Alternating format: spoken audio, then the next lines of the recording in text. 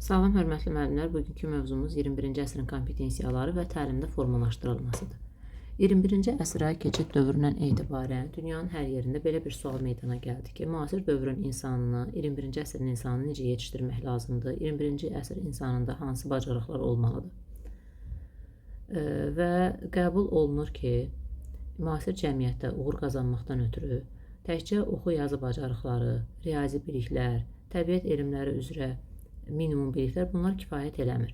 Qlobal təşkilatların da sənədlərində vurğulanır ki, bir insana həm özünün inkişafından ötürü, həm də əmək bazarında rəqabətli olmasından ötürü, rəqabətə dayanıqlı olmasından ötürü ona geniş spektrli bacarıqlar lazımdır ki, bunlara da biz 21-ci əsr bacarıqları deyirik. Müasir dünyanın reallıqlarından biri də odur ki, biz informasiya bolluğunda yaşayırıq. İnformasiya kommunikasiya texnologiyaları sürətlə inkişaf eləyir və bu hər bir insanın həyatına gündəlik saysız hesabsız məlumatların daxil olmasına gətirib çıxardır. Bəs bu dövrdə insan məlumatlarla necə davranmalıdır? Bu dövrün insanı gərək o daxil olan məlumatları seçməyi bacarsın, onların hansı mənbədən gəldiyini, o mənbələrin nə qədər etibarlı olduğunu qiymətləndirsin, məlumatları müqayisə edib mənalandırmaq qabiliyyətinə malik olsun, onlardan öz öyrənmə məqsədlərinə uyğun olaraq istifadə etməyi bacarsın. Yəni, artıq insandan passiv öyrənən tərəf olmaq bacarığı gözlənilmir. Otursun, passiv nəyisə öyrənsin, o gələn informasiyaların hamısını bir mənalı şəkildə qəbul eləsin. Bu yox. Artıq insandan gözlənilən bacarıq odur ki, o özü öz öyrənməsini idarə eləyə bilsin, tənqidi düşünsün, müstəqil qərarlar verə bilsin. Müasir dövrdə artıq əmək bazarında da köklü dəyişiklik olmuşdur. Hansı ki, bəzi fəaliyyətlər var ki, rutin, təkrarlanan, müəyyən bir qaydaya bağlı. Bu fəaliyyətlərin çoxu avtomatlaşdırılır. Burada artıq insan əməyinə o qədər də ehtiyac duyulmur. Və yaxud da bəzi peşələrin məzmunu ümumiyyətlə dəyişdirilir. İqtisadi Əməkdaşlıq Təşkilatı və başqa qurumların təhlilləri göstərir ki, artıq yeni iqtisadiyyat daha çox analitik qabiliyyəti olan, təhlil aparmağı bacaran, mürəkkəb problemləri həll etməyi bilən, texnologiyalarla səmərəli işləməyi bacaran insanlara, bu cür işçi qüvvəsinə ehtiyac duyur.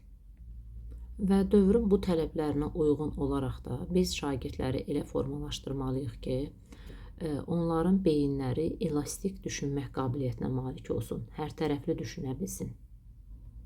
Və onlardan tələb olunan ən əsas bacarıqlar qərar vermə, problem həll etmə, komandada işləmə, müxtəlif baxışları dəyərləndirmə, yeni ideyalar irəli sürmək, təşəbbüs göstərmək, bu kimi bacarıqlar tələb olunur. Bu bacarıqlar onların həm şəxsi həyatında, həm karyerasında, həm də olduqları cəmiyyətin iqtisadi və sosial dayanıqlılığında mühüm rol oynayır. Və əlbəttə ki, tələb olunan bu bacarıqları da biz ənənəvi təhsilimizlə əldə edə bilməzdik. Artıq o yanaşmalar yenilənməlidir. Təhsil müəssisəsi təkcə bilik ötürən struktur deyil, demokratik dəyərlərə açıq, sosial məsuliyyətli, əmək bazarının tələbinə hazır və ömür boyu öyrənmə motivasiyalı fərdlərin formalaşdığı məkana çevrilməlidir. Bax, görürsünüz, ənənəvidən fərqli olaraq müasir dövr məktəbinin tələbi dəyişibdir. Məktəb necə olmalıdır? Məktəb təkcə bilik ötürən bir struktur deyil, demokratik dəyərə açıq, sosial məsuliyyəti olan, əmək bazarının tələbinə cavab verməyə hazır olan, ömür boyu öyrənməyə motivasiyalı fərdlərin formalaşdığı bir məkana çevrilməlidir. Artıq şagirdlərdən nəzəri məlumatları əzbərləmək tələb olunmur. Öyrəndiklərini real həyatda tətbiq etmək bacarığı tələb olunur. Onlar fənnarası əlaqə qurmağı bacarmalıdır, daim öyrənmək üçün motivasiyalı olmalı, öz öyrənmələrinə nəzarət etməyi bacarmalıdır. Bu da 21-ci əsr bacarıqlarının tənqidi təfəkkür, yaradıcı təfəkkür, əməkdaşlıq, ünsiyyət, rəqəmsal və vətəndaş kompetensiyasının inkişafına gətirib çıxardır. 2006-cı ildə Avropa Şurası 21-ci əsr insanı üçün lazım olan kompetensiyaları, bacarıqları müəyyənləşdirib. Bura savad, çox dil bilmə, riyazi elm və mühəndislik, mədəni məlumatlılıq və özünü ifadə, şəxsi, sosial və öyrənmək kompetensiyası, vətəndaşlıq, sahibkarlıq, rəqəmsal savad kompetensiyası aiddir. Birinci başlayaq savad kompetensiyasının. Əvvəllər də deyilirdi ki, filan adam savadlı adamdır. Bəs görək, savadlı adam kimə deyilir müasir dövrdə? Savad kompetensiyası odur ki, bir insan həm yazılı, həm şifahi şəkildə ona verilən informasiyaları, fikirləri, argumentləri anlaya bilsin, onu şərh etməyi bacarsın, müxtəlif forma və üslublarda o məlumatları ifadə etməyi bacarsın. Bu, bir insanın təkcə verilən bir mətni üzündən oxuma qabiliyyəti deyil. İnsan oxuduğu mətnin məqsədini anlamalıdır, oradakı əsas ideyanı tutmalıdır, mətnin bizə ötürdüyü o gizli mesajları anlamağı bacarmalıdır. Eyni zamanda da öz fikrini auditoriyaya uyğun şəkildə həm yazılı, həm də şifahi formada çatdırmağı bacarmalıdır. Savad kompetensiyasına malik olan insan müxtəlif mətn tiplərini fərqləndirməyi bacarmalıdır. Elmi publisist mətn, media mətni, rəqəmsal mətnlər, bunlarla işləməyi bacarmalıdır. Lazımlı informasiyanı seçməyi və sistemləşdirməyi bacarmalıdır. Bunun üçün bir neçə nümunəyə baxaq, görək savad kompetensiyası olan şagird necə davranır. Bax, Azərbaycan dili dərsində şagird əgər hekayəni təkcə səlis oxumağı bacarırsa, bu savad kompetensiyası demək deyil. Amma təkcə oxumur, həm də personajların davranışını əsaslandırmağı bacarırsa, öz-özünə suallar verir ki, bu obraz niyə belə davrandı? Bu hadisə niyə belə cərəyan etdi? Bax, bu sualların da cavabını axtarırsa, yaxud müəllif bu hekayəni, bu mətni yazarkən nə düşünüb, bizə nəyi çatdırmaq istəyib, hansı mesajı vermək istəyib, bunun barəsində düşünür, müzakirə edirsə, o hekayənin ideyasını öz sözləri kimi ifadə etməyə bacarırsa, onu deyirik ki, şagirddə savad bacarığı formalaşıb. Tarix dərsində şagird iki fərqli mənbəni oxuyur. Onların oradakı faktları, istifadə olunan dili, üslubu, müəllifin mövqeyini müəyyənləşdirir, müqayisə edir, hansı faktın daha obyektiv və etibarlı olduğunu başa düşürsə, demək savad kompetensiyasına malikdir. Yaxud şagird gündəlik həyatda direktorla yazışması, müəllimə göndərdiyi e-mail, sosial şəbəkədə dostuna yazdığı mesaj, bunların arasında üslub fərqini görə bilirsə, üslubca onları fərqləndirə bilirsə, müraciət forması, ifadə tərzini uyğunlaşdıra bilirsə, kiminlə necə danışmaq lazımdır, bunu dərk edə bilirsə, deməli savad bacarığına malikdir. Başqa bir misal göstərək. Şagirdə bir layihə işi tapşırmışıq. Şagird burada mövzu haqqında gedib müxtəlif mənbələrdən məlumat toplayır. Sonra o məlumatları seçir. Hansı uyğundur, onlarla işləyir. Hansılar ki, etibarsızdır, onları kənara qoyur. Bax, etibarlı ilə etibarsız məlumatları seçməyi bacarırsa, demək şagirddə savad kompetensiya formalaşıbdır. Növbəti bacarıq çox dil bilmək kompetensiyasıdır. Bu, o deməkdir ki, yuxarıda danışdığımız savad kompetensiyasını şagird həm də bir neçə dildə həyata keçirdə bilsin. Başqa dillərdə olan informasiyaları anlasın, fikrini yazılı və şifahi formada ifadə edə bilsin. Bura təkcə insanın xarici dildə bildiyi leksik və qrammatik biliklər aid deyil. Həm də o öyrəndiyi dillərin üslub xüsusiyyətlərini bilməlidir. Kommunikasiya qaydalarını, mədəni kontekstini nəzərə almağı bacarmalıdır. Çox dil bilmək həm formal təhsildə, həm də qeyri-formal mühitdə formalaşa bilər. Bura hansı nümunələri göstərə bilərik? Tutaq ki, ingilis dili dərsidir. Şagird burada təkcə dialoqu əzbərləmir. O xarici dildə məktub yazmağı bacarır, e-mail göndərir, elan hazırlayır. Əgər bunları da bacarırsa, deməli, savad çox dil bilmə kompetensiyasına malikdir.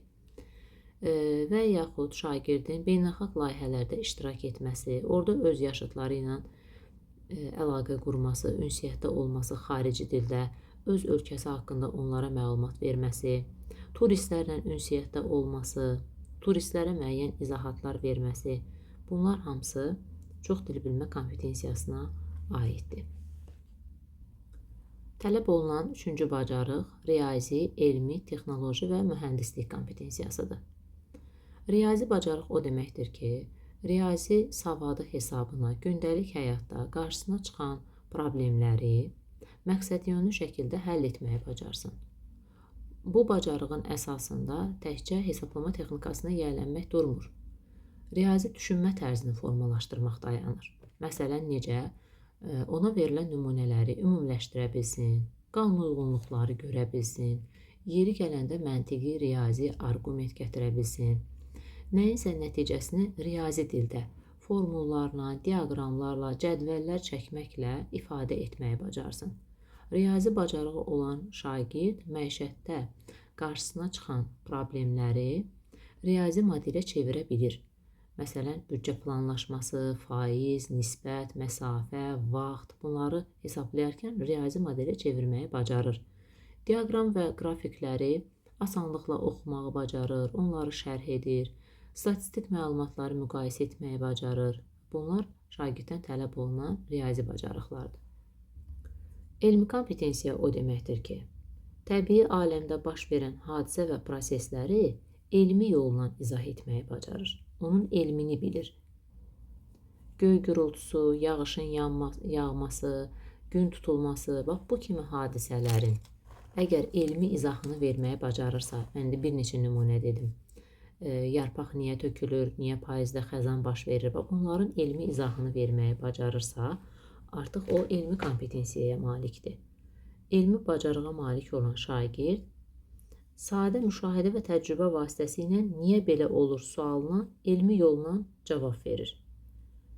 Fərziyyəni sınaqdan keçirmək üçün plan qurur, məlumat toplayır, gəldiyi nəticələri elmi dildə əsaslandırmağı bacarır. Öyrənəcəyimiz növbəti bir bacarıq texnoloji və mühəndislik kompetensiyası.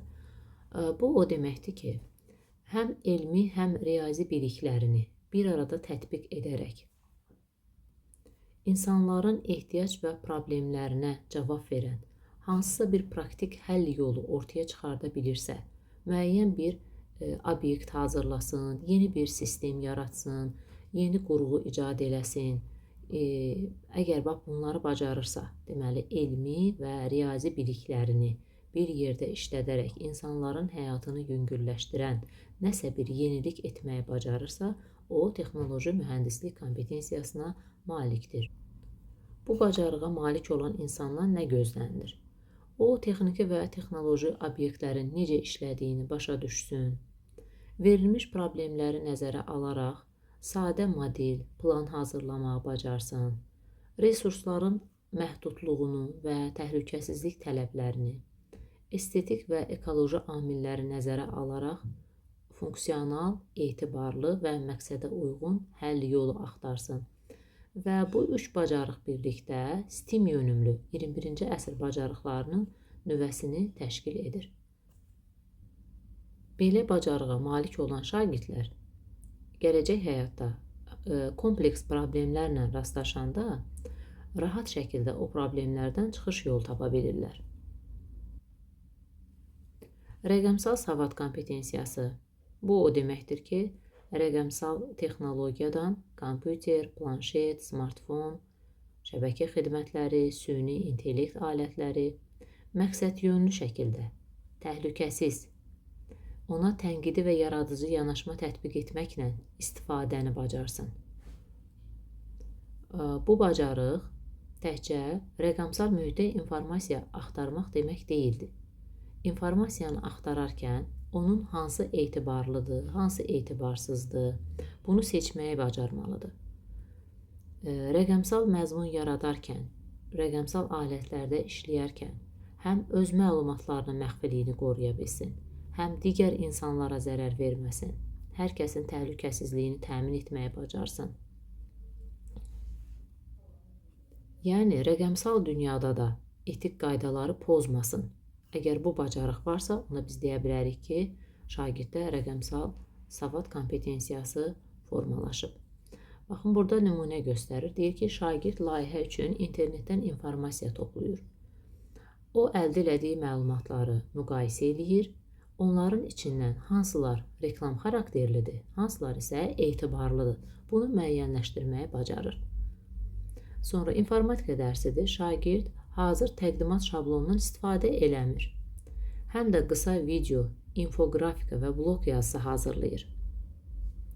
Müəlliflik hüququ, stat gətirmə qaydalarını nəzərə alır. Bax, özünə lazım olan bir işi şablondan istifadə etmir, özü hazırlayır.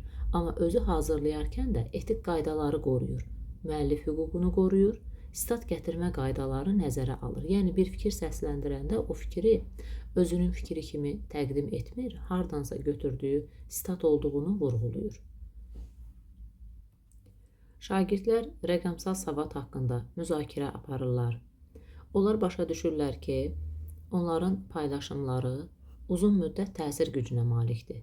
Bir paylaşım bir neçə il müəyyən bir sosial şəbəkədə qala bilir. Kimlərsə o paylaşıma baxmaqla oradan özləri üçün müəyyən dərs çıxarırlar. Bax, şagird bunu anlamalıdır. Şifrələrin nə qədər təhlükəsiz saxlanması, bunu bilməlidir ki, özünə aid olan məlumatlar və yaxud da olduğu quruma aid olan məlumatların təhlükəsizliyini qorumaq lazımdır. Şəxsi məlumatları qorumaq lazımdır. Başqalarının şəxsi məlumatlarından kobud şəkildə istifadə etməməlidir. Bax, bu səpkidə müzakirələr aparırsa, deməli, onlarda rəqəmsal savad formalaşıb. Yaxud da biz çalışmalıyıq ki, bax, bu bacarıqlara nail olmaqdan ötürü daim bu tipli addımlar aparılsın. Müzakirələr aparılsın, bu tipli tapşırıqlar verilsin. Bu, deməli, şagirdlər bu istiqamətdə yönləndirilsin. Burada verilənlər o deməkdir ki, biz onu öyrətmədən şagirddən gözləməliyik. Burada verilənlər o deməkdir ki, biz şagirdləri istiqamətləndirərkən bu qoyulan tələbləri nəzərə almalıyıq. 5-ci kompetensiya şəxsi, sosial və öyrənmək kompetensiyasıdır.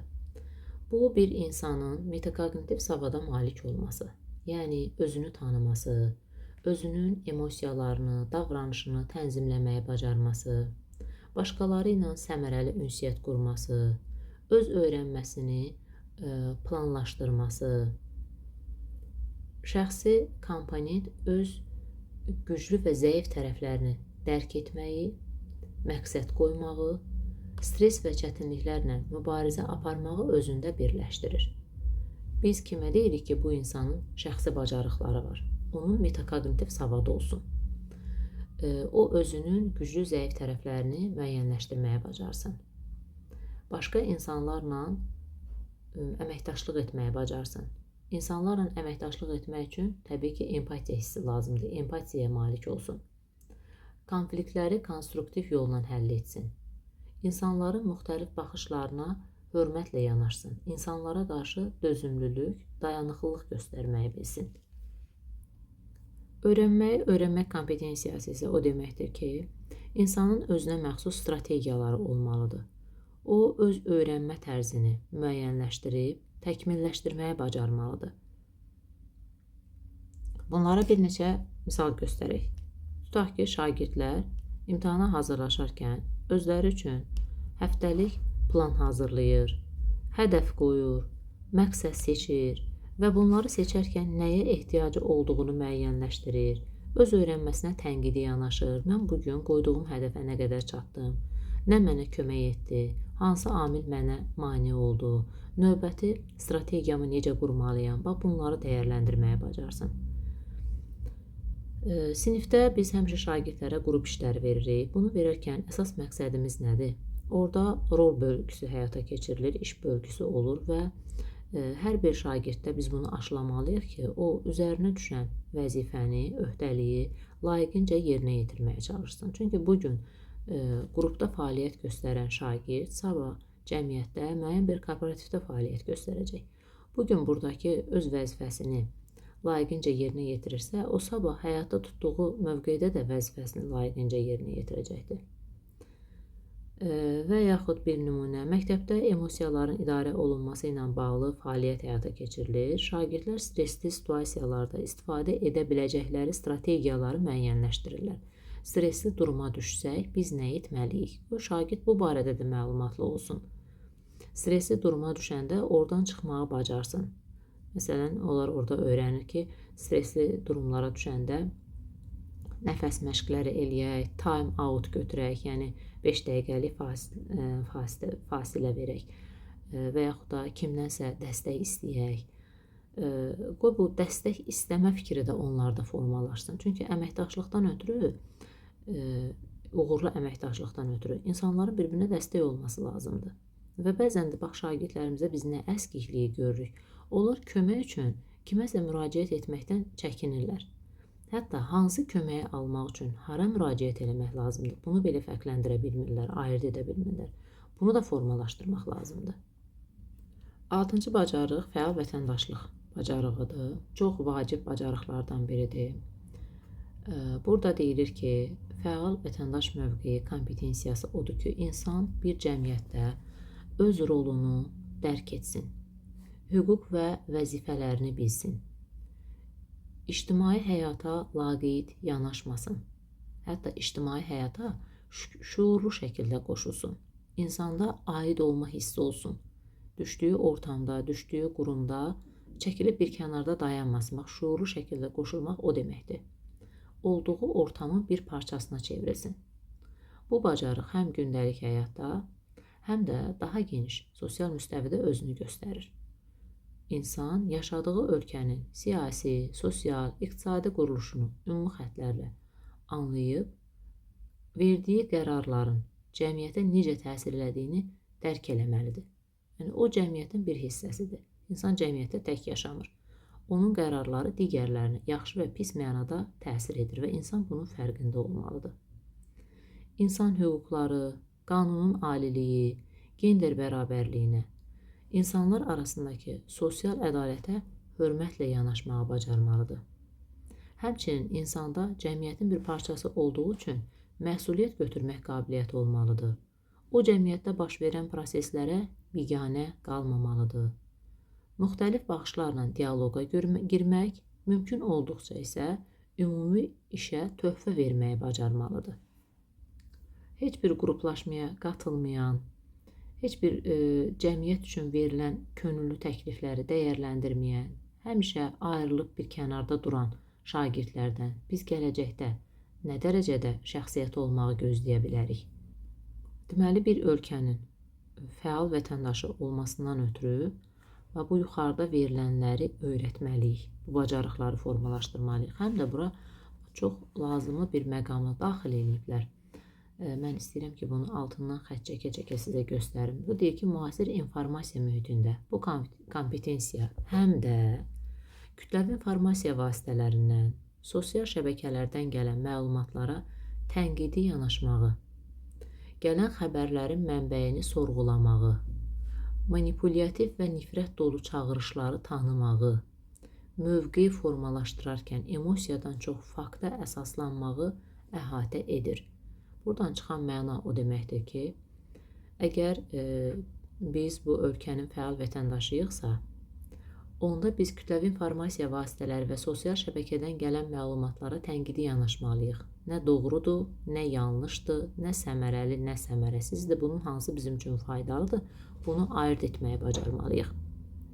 O gələn xəbərlərin mənbəyini sorğulamağı bacarmalıyıq. Bir xəbər yayılır, hamı bir mənalı şəkildə ona inanır. Amma çox az bir insan o xəbərin rəsmi olub-olmadığını sorğuluyur. Yaxud sosial şəbəkələrdən gələn manipulyativ, yəni insanı manipulyasiya edən və yaxud da nifrət dolu çağırışlar olur. Biz onları tanıyıb ayırd etməyə bacarmalıyıq. Tez o sosial şəbəkədən gələn mesajların təsiri altına düşməməliyik. Öz mövqeyimizi formalaşdırarkən emosiyadan çox faktlara əsaslanmalıyıq. Deyilən bu fikirlər faktdır, yoxsa kiminsə düşüncəsidir. Bunu ayırd etməyə bacarmalıyıq və ondan sonra öz mövqeyimizi ortaya qoymalıyıq. Bəzən elə şagirdlər olur ki, deyir ki, cəmiyyətdə baş verən filan hadisə məni maraqlandırmır. Şagird də, insan da bu prizmadan yanaşmamalıdır. Biz düşünməliyik ki, baş verən bu hadisə bizim cəmiyyətimizin gələcəyinə, indisinə necə təsir edir və biz bunu sorğulamalıyıq. Fəal vətəndaş mövqeyində duran insan müxtəlif mədəniyyətlərə hörmət göstərməlidir, mübahisəli mövzularda zorakılıq etməli deyil, arqumentə əsaslanan müzakirə yolu ilə problemləri həll etməyə çalışmalıdır. Bizim məktəblərdə həyata keçirdiyimiz müxtəlif tədbirlər, könüllü aksiyalar əslində şagirdlərdə elə vətəndaşlıq hissini formalaşdırmaq üçündür. Bayramlar vaxtı buna uyğun esselər yazılır, refleksiya edilir, tədbirlər həyata keçirilir. Şagirdlər orada mahnılar, şeirlər deməklə tədbirlərdə iştirak edirlər. Və fəal vətəndaşlıq hissini formalaşdırmaq üçün tez-tez belə tədbirlər həyata keçirmək, könüllü aksiyalar, haransa məktəbin, parkın təmizlənməsi, qanvermə aksiyası və s. aksiyalar keçirmək lazımdır ki, onlar özlərini bu cəmiyyətin bir hissəsi hesab etsinlər. Keçdik sahibkarlıq kompetensiyasına. Bu kompetensiya o deməkdir ki, insan özünün imkanları və ideyaları hesabına, baxın, özü üçün yox, özü üçün istifadə edirsə biz buna sahibkar deyə bilmirik. Başqaları üçün o bacarıqlarını dəyərə çevirsin. Yəni, ideyadan real layihə və ya fəaliyyət formalaşdırmağı bacarsın. Və həm də bunları edərkən yalnız özünü düşünməsin. Bu, bir insandan yaradıcı düşünmə, təşəbbüskarlıq, riskləri qiymətləndirmə, plan qurma, resursları düzgün idarə etmə bacarığı tələb edir. Sahibkarlıq kompetensiyası təkcə biznes qurmaq deyil. Sosial, mədəni və ictimai sahədə yenilik etmək, məsuliyyət götürmək, çünki sahibkar da ölkəyə xidmət edir, insanlara xidmət edir və prosesləri idarə etmək bacarığı kimi də başa düşülür. Gəlin bunu bir də ümumiləşdirək. Deməli, insan öz ideyaları və imkanları hesabına yenilik etməlidir. Bunun üçün onda yaradıcı düşünmə, təşəbbüskarlıq, riskin qiymətləndirilməsi, plan qurma, resursların idarə olunması kimi bacarıqlar olur və onun məqsədi təkcə biznes qurmaq deyil, sosial, mədəni, ictimai sahədə yenilik etmək, məsuliyyət götürmək, prosesləri idarə etmək. Bunlardır. Biz hansı fəaliyyətləri sahibkarlıq kompetensiyasına nümunə göstərə bilərik? Məktəbdə biz bunları necə formalaşdıra bilərik? Şagirdlərə kiçik layihələr verməklə onlardan ideya irəli sürməyi gözləmək, onlara büdcə planı hazırlamağı tapşırmaq, hansısa bir layihə üçün sponsorluq etməyi tapşırmaq, yəni üzərinə biraz məsuliyyət qoyuruq ki, özünün də ideyası olsun, öz imkanlarından istifadə edib müəyyən bir iş ortaya çıxartsın. Və yaxud bəzi məktəblərdə belə layihələr olub ki, onlar şagirdlərin əl işləri hesabına yarmarka həyata keçirdirlər, sərgi düzəldirlər və bunlar da hamısı sahibkarlıq kompetensiyasını formalaşdırmaqdan ötürüdür. 8-ci bacarıq isə mədəni məlumatlılıq və özünü ifadə etmə kompetensiyasıdır. Mədəni məlumatlılıq və özünü ifadə etmə kompetensiyası bir şəxsin öz mədəniyyətini və digər mədəniyyətləri tanıması, müxtəlif mədəniyyətlərə hörmətlə yanaşması deməkdir. O, bir cəmiyyətin həyatının mədəni elementlərini tanıyır. Cəmiyyətin mədəni elementi, xalqın mədəni elementi nədir? Xalqın dili, ədəbiyyatı, musiqisi, incəsənəti, tarixi, adət-ənənəsi. İnsan bunu dərk edir və bunun vasitəsilə özünü ifadə etməyə bacarır. Və özünün mədəniyyətini bildiyi kimi, digər xalqların da mədəni nümunələrini dərk edir. Onlara da hörmətlə yanaşır, onlara da dözümlülük göstərir. Bunu necə formalaşdıra bilərik? Məktəblərdə mədəniyyət günü keçirə bilərik. Burada şagirdlər öz regionlarının, eləcə də başqa regionların, başqa ölkələrin milli geyimlərini, musiqilərini, mətbəx nümunələrini təqdim edə bilərlər. Şagirdləri ekskursiyaya apara bilərik.